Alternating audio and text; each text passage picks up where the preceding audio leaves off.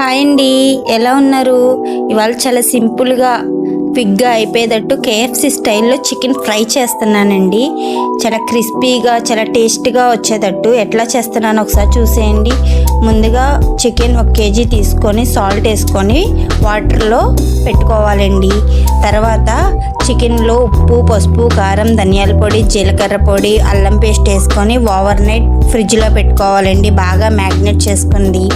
ఇప్పుడు మైదాలో ఉప్పు, పసుపు, కారం, ధనియాల పొడి వేసుకొని బాగా కలుపుకొని పక్కన పెట్టుకోవాలి. డీప్ ఫ్రిడ్జ్లో వాటర్ తీసుకొని బౌల్లో పోసుకొని పక్కన పెట్టుకోవాలి.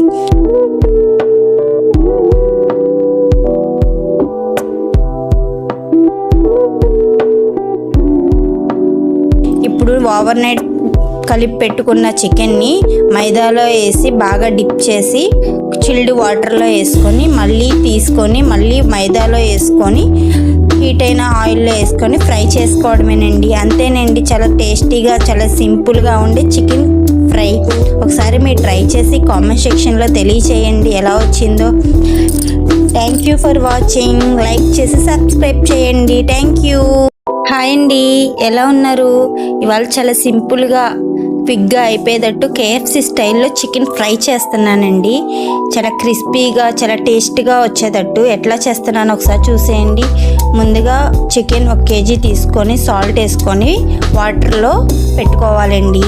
తర్వాత చికెన్లో ఉప్పు, పసుపు, కారం, ధనియాల పొడి, జీలకర్ర పొడి, అల్లం పేస్ట్ వేసుకొని ఓవర్ నైట్ ఫ్రిడ్జ్లో పెట్టుకోవాలండి, బాగా మ్యాగ్నేట్ చేసుకుంది. ఇప్పుడు మైదాలో ఉప్పు, పసుపు, కారం, ధనియాల పొడి వేసుకొని బాగా కలుపుకొని పక్కన పెట్టుకోవాలి.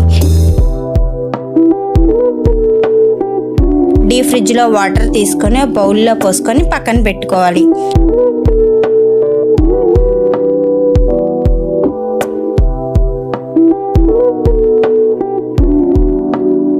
ఇప్పుడు ఓవర్ నైట్ కలిపి పెట్టుకున్న చికెన్ని మైదాలో వేసి బాగా డిప్ చేసి చిల్డ్ వాటర్లో వేసుకొని మళ్ళీ తీసుకొని మళ్ళీ మైదాలో వేసుకొని హీట్ అయిన ఆయిల్లో వేసుకొని ఫ్రై చేసుకోవడమేనండి. అంతేనండి, చాలా టేస్టీగా చాలా సింపుల్గా ఉండే చికెన్ ఫ్రై. ఒకసారి మీరు ట్రై చేసి కామెంట్ సెక్షన్లో తెలియచేయండి ఎలా వచ్చిందో. Thank you for watching. Like చేసి సబ్స్క్రైబ్ చేయండి. Thank you.